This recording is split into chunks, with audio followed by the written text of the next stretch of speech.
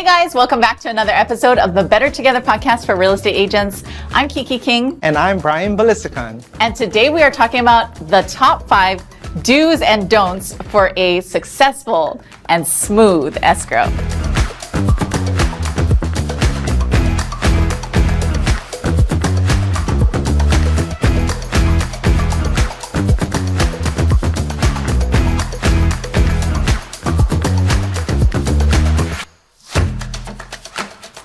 So Liberty here, don't be fooled by her youthful looks. She's been in escrow for over 20 years. Yes. Thank you for bringing your expertise to the show today. Well, thanks for having us. We're excited to be here. Yay! And Liberty grew up in Palolo and she loves cooking. I mean, I see all your Instagram posts, the amazing food that you cook. It looks so good. Very therapeutic. Especially working in escrow. Aw, Livs loves to travel as well and spending time with her other half, her better half, Mr. Jimmy Taco, shout out. And your 2 fur babies, Mr. Yeezy and Miss Brownie. Thanks for being here today. Thank you. We also have Sam Haneda, who a graduate from Iolani and also a graduate from UH Manoa in business financing. Great job. Thank you. Sam also has a dog, a Frenchie, by the name of Lulu. Yep. And you also like to cook, just like Livs. Who's the better cook between you two? I think it's Liberty. She teaches me a lot of different kind of things to cook, especially like Thai and Lao food. Ooh. Oh, wow. Whatever That's you so like, yummy. do for you. Yeah. I love it. Oh my gosh.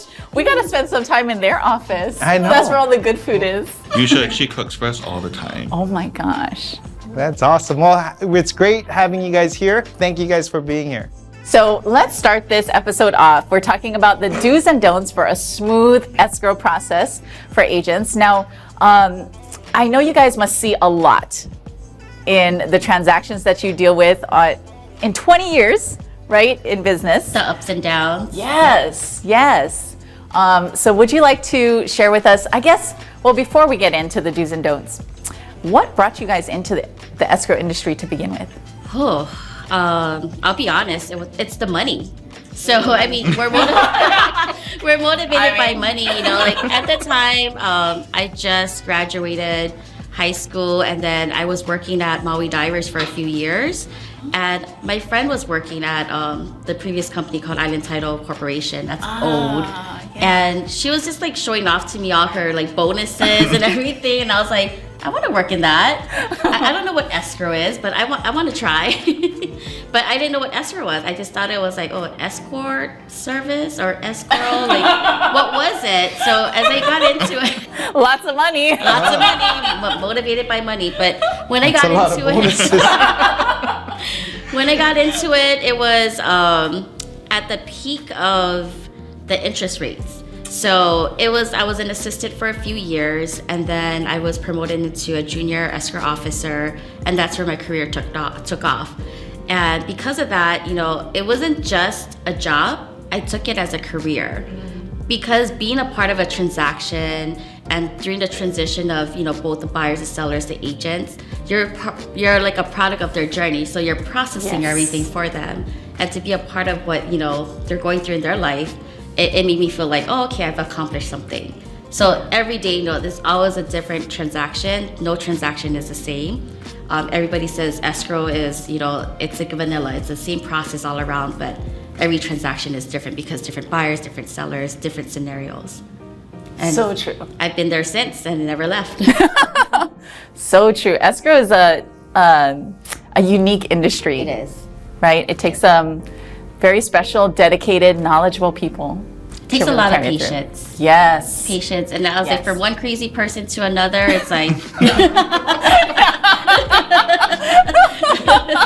But I'm sure it's rewarding. It is. You know? It's very, very rewarding in the end. Yeah. Yeah. You meet a lot of different people, to be honest. I got my start right out of college. My uncle at the time was working in escrow, and he wanted to just say, if you don't know what you want, just try it. You don't know until you try. Mm-hmm. And so I actually came aboard to help with the Keho project. Oh. And then since then, after doing that project, I became Liberty's assistant. And then that's how we got together, and ever since then. It's been a perfect marriage. Yeah. Yeah. And you never left. No. That's great. It's really important to have a good working relationship, right? It is. Like for me, I mean, doing it so long, you have to make work fun. It can't just be like, so serious and so uptight. Like you just have to like release your stress because you spend 80% of your time at work anyway. Our hours are not 8 to 5. It's usually like 8 to whatever we can get stuff done. And sometimes it's 7 days a week, sometimes it's 4 days a week, depending on the slowness of the real estate market. Right. So we've been lucky.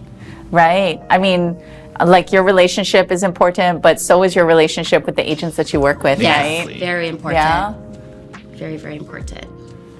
Do you want to tell us a little bit about that? Yeah, so Brian, obviously. Yeah. I've been working with Brian for many years, and luckily, I started working with Brian from Margaret, my old escrow officer, and we've been in this relationship for so long. Like, I understand Brian's needs and wants. And likewise, I call him my second work husband. Second.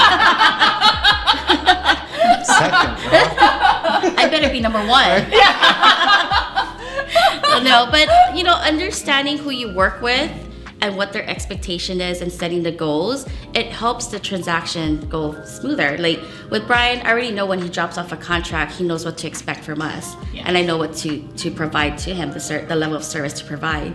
And like many other agents that I work with. So you basically read your clients, you read the room, you just read everything around you and just understand what their needs are. Mm-hmm. So would you say some real estate agents need more attention than others, or? I believe so. And it's a job of the escrow officer to determine what needs to provide. It is. It's a lot of it is communication. So when you work with different agents in the course of years, we've had a really good agents and we've had like the not so good ones.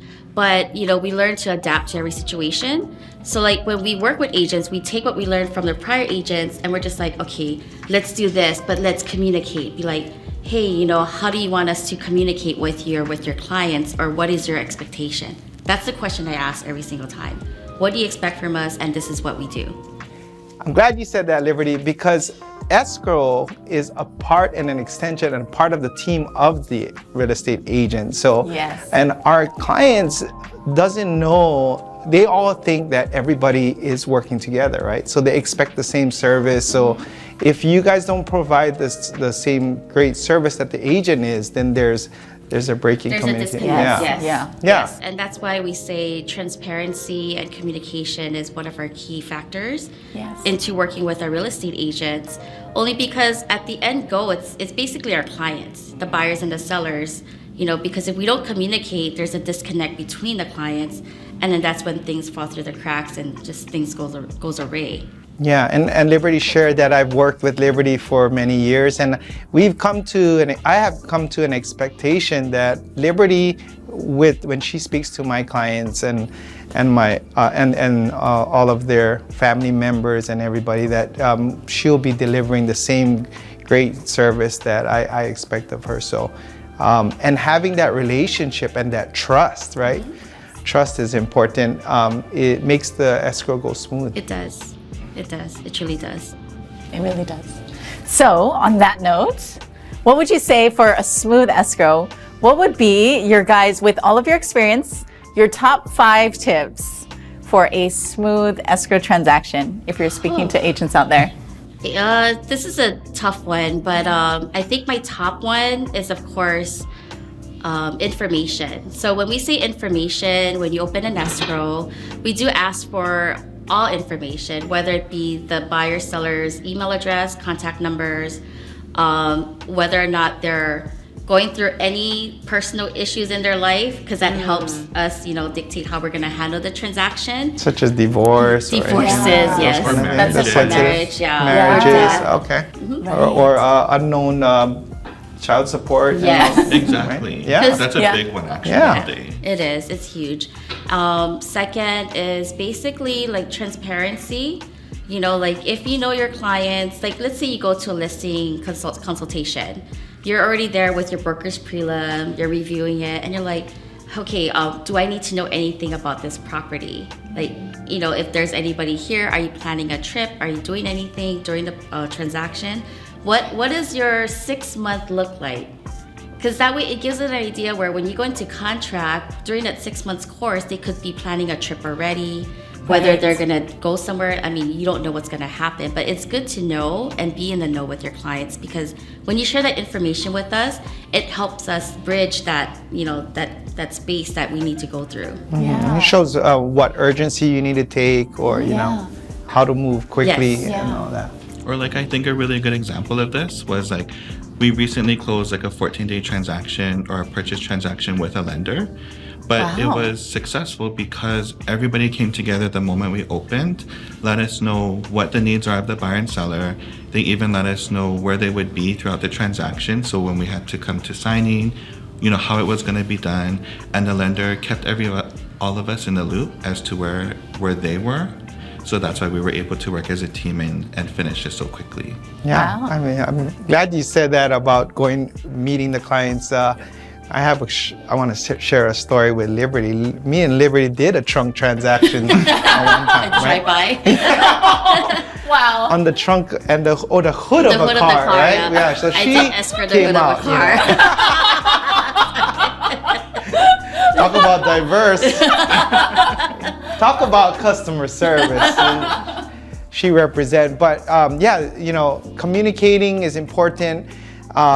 You guys don't love information Piece here. emails. No. It's one of those like pet peeves. I mean, imagine if you got a piece tough. text message. You're like, Right. just ask the question all in one text Yeah. message, and not like 20 text I hate messages later. But that's how we feel about the piece emails, because sometimes things get lost in translation, and Right. you can't really read minds, and you just assume that okay, this is it, but then they add something else to it. Okay, so your top tip is give all the information. All out. information. Yeah. Okay. I think if anything, it's like what we were talking about earlier. It's really just working as a team or like as one unit. We want you folks as agents to shine and the lender to shine as well, because if everybody does their part and does well, you folks get more business, and therefore we get more business as well. That's a good one. That's a good one. So other expectations we have is maintain a reasonable expectation with us. If there's something that you're pressing on, we just want you to open up to us and let us know, and not assume that we can read your mind, kind of thing. Right. I mean, it goes both ways. Like whatever information we have, we disclose, but keeping in mind that we are a neutral third party. So Yeah. we can only do and say so much, and we don't really share unless we have to with the other parties, because it could kill a deal. Right. Yeah, Right. I've been in cases where I know something, but I can't say anything. It's like putting my foot in my mouth, like, oh my God, yeah. Yeah, that's really good. So communicating expectations, right? And setting those realistic boundaries. Yes. And then being accessible. So a lot of times, we've had really good agents where they'll be involved, right? The key is being involved. And there's some that will just drop off a contract and you never hear from them. And we're just left like, oh, okay, well, how do we get in contact with your clients? Or Ghosted, is it huh? okay? Yeah, we feel Ghost escrow. rejected. and it's like, oh my God, I need to get a hold of so-and-so because I really need information, or I need to know where their whereabouts, or I can't get a hold of their client, but I can't get a hold of the agent themselves. Wow. So in other words, it makes it harder. And then when it comes to the date of we're supposed to be signing or getting things moving along, it's like we're caught with our pants down, because it's like, oh, we couldn't get a hold of our agent. Right. And that's when they're like, oh, well, escrow dropped the ball, and I'm just like, oh, no, not really. So don't point fingers. Yeah, it's like, don't point fingers. I mean, we take a brutal beating sometimes. I consider ourselves the waiter and waitresses of real estate, because we're the bottom of the totem pole, but we always try to Very work. important, Yes. right? Yes. And what Liberty is saying is true. A lot of agents just think it's a set it and forget it, give it to the escrow, and a lot of them don't distinguish you from a transaction manager. Is that correct? Correct. Yeah. Wow. Correct. They ask you to do a lot of different things that's above, Expectation. out of your right. Out of your scope. So escrow tips number 5, just be empathetic and compassionate with everyone that's involved. A lot of times, you may not understand the situation, or you don't know what goes on another person's life. Like, you never know until you talk to them. So a lot of times people will judge and just be like, oh, this buyer is just so blah, blah, blah, blah. And we're like, well, if you took the time to like really read and understand like what they're going through, then you'll be a lot better understanding. That's very true, because real estate transactions in general can be pretty emotional. It's very right? emotional, yeah. It could be a happy time. Yeah. It could be like a very sad time because people are parting ways with their home that they've lived there forever. And one thing I did learn about, selling all these homes and going through this with our agents, a lot of times our sellers, they have a hard time parting ways because that's their home and they're moving to something new. Mm-hmm. Yeah. Yeah, and the patience that you talk about is important, and it helps with being empathetic with all of the clients that you face and the realtors that you face, right? Yeah. You never know when someone's having a bad day, like. Yeah. And I think all it takes is just asking like, "Hi, how are you? How's your day?" And that's it. That's all it takes. Yeah. That's very important. Empathy is very important, and so is having a great escrow team. A great escrow team, a great agent, just like you mentioned, Sam, the whole team working together. When everybody works together in tandem, that's when an escrow transaction is truly smooth and enjoyable. Better together, right? Yes. Okay, so Brian, do you have any questions for them? Yes, I do. Do you guys have any horror stories in escrow that you guys Sam's can already share? laughing. I know everybody wants to know the horror stories, and a lot of real estate agents like myself, we don't know the horror stories. So can you share with us a story that you guys have? With the understanding of having a lot of moving parts in a transaction, I have a lot of horror stories, a lot. But change the names. Yeah. To protect the innocent. Yeah. So I'll give two scenarios. So I had a divorce transaction. No idea that the sellers were divorced. Even the agent didn't know. So we go into this signing table. In the middle of signing, of course, we're going through the paperwork and we're like, here's our disbursement instructions. How would you like to receive your proceeds? And that's where like the silence comes. It's like, oh, I want it 50-50. Oh, okay, well, you technically can because you're husband and wife. And then the husband goes, no, I want all of it. Like, you get nothing.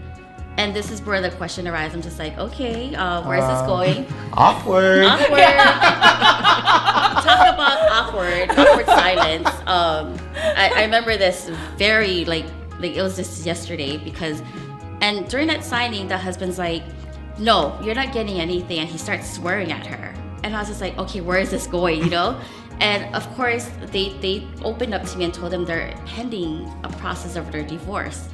So they're in the middle of it where they're gonna file it and just move along with their lives or whatever. And then he gets up and he's like, get up now, get the hell out of here. We're effing leaving.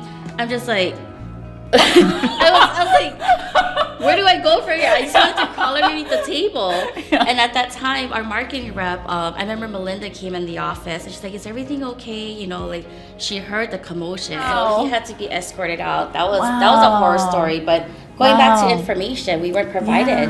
And we were caught with like, basically we don't know what we're gonna do. And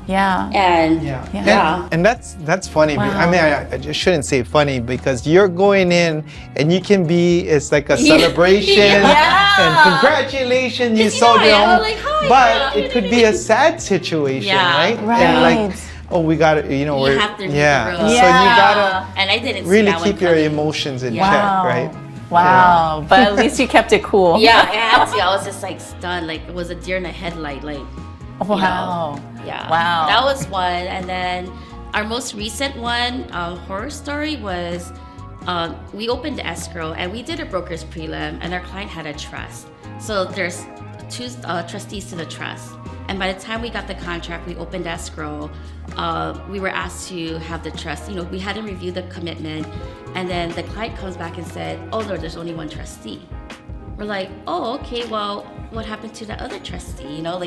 If there's changes, we automatically know there's an amendment to a trust. Yes. So we're like, okay, do you mind providing us with a copy of your trust or amendments so that we can have title review and move forward from it?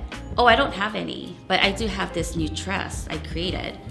So we're like, well, you technically have to have A and B to do C. Yeah. So he was adamant about not providing it, and for like this was going on from day couple 1 to like week Wow. number 3 weeks later, still fighting for it. Wow. And I was like, Sam, you know, I remember saying this to Sam. I was like, I have a feeling. I was like, it's either he killed his wife and murdered her and hid her body, or like, you know, like they're divorcing and he's doing something fishy.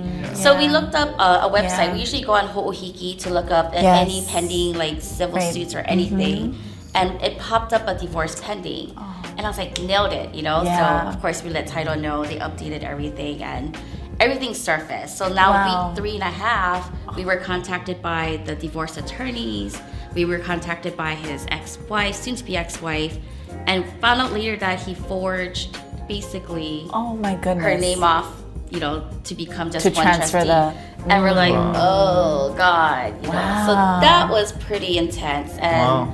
you know, like Wow. when you're pending a divorce, everybody knows a divorce transaction, if it's still pending, technically everything's on hold as far as Yes. the proceeds. Right. So we had to move forward with that transaction because the buyer's rate was going to expire. They oh had to goodness. close. Wow. So with the agreement with the ex-spouse, she ended up signing everything. We had to add her name to everything, but the funds are still pending. wow. So they don't get their funds. It Oh gets my really goodness. messy. It got That's, really messy, really- yeah. Wow. So you guys see like, oh, I mean, anytime, you know, high emotions are involved, situations, most people buy or sell property because of major life changes, you know? I mean, that's incredible, the types of things that you guys have to deal with. Oh, yeah. Yeah, you guys gotta be ready for the both extremes, Yeah. right? The The highs and the celebration lows, yep. and the Yeah. craziness. And even like when there's death in the family, what involves a trust again, siblings don't want to even see each other. Like, and I'm like, Right. wow, like everybody's know. really fighting for the money. Like, Yeah. Yeah, you can say in gets escrow, there's a nasty. lot of trust issues. there is.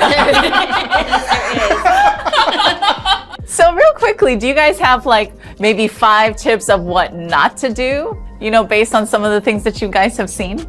I mean, this is reverting back to 5 tips of things to do. It's Yeah. basically don't withhold information. That's huge, Like that's the right? last thing you want to do. Like we want to be in the know. Yeah. Another one is basically don't be a helicopter. Right. Micromanaging? No one Yeah. likes to be micromanaged, but we get Yeah. it. Yeah. You do your. We know what it takes for you to get in the listing or the buying consultation. So we understand what you have to go through, and we just want you to be understanding with us as well because we're trying to do our best to make you shine. Yeah. So, but it's like Leave the trust issues yes, with you guys, yes, right? Yes. I guess like going back to the top 5 things is like Yeah. you want to be sympathetic or empathetic because you know whenever your clients have problems, we want to hear them because we're very creative at getting around things. You know, like if your clients have issues with travel dates or whatnot, we're always there to try to figure something else out outside the box because again, we want to make you folks look good and we want to close on time. Man, I like Sam's voice. He has that empathetic voice, Yeah. right? You know, it's And mine is not. I feel he got the calm, Yeah. collected Do I not voice, sound right? calm when I call you? Like a late night DJ. You know? The radio voice. Oh yeah, it is. Get mad at Like it. Sade, right? Like Right. his a Yeah. Sade voice. Smooth operator. Smooth Sam. The last one is, this is a big one. Keys. So understanding when you're exchanging keys. Do you kiss your clients? No, but a lot of times agents will assume that we can hold the keys at our office and have their other clients pick up. But at the end of the day, that's a huge liability. It is. So we don't take part in that, but we have to remind our clients, we cannot hold keys for you. You just have to meet them to drop it off. Yeah. Oh, I didn't know that. That's good we to get know. that a lot. And they get mad at us. They're like, what do you mean you can't hold keys? You did the transaction. Well, then I cannot because if anything happens, you're going to blame me. Right, right. That's a huge liability. Yeah, it's a huge liability. Thank you, Liberty and Sam, for being on the Better Together podcast today. Thanks Thank for you. having us. Yeah, it's been so much fun and we've learned so much from you guys today. Thank you. Thank you for hearing us out. Yeah, absolutely. I love the stories. Thank Yeah. you. And I hope our viewers have learned so much from you guys as well. right? Yes. I mean, ultimately, we want to be there to service our clients. So we'll do what it takes to help you grow. Thank you. Thank you. And thank you to all of you who have been watching this episode of the Better Together podcast for real estate agents. I'm Kiki King. And I'm Brian Balisican. And continue to keep watching and subscribe for more content on how to build and grow a successful and thriving real estate business. Aloha. See you next time.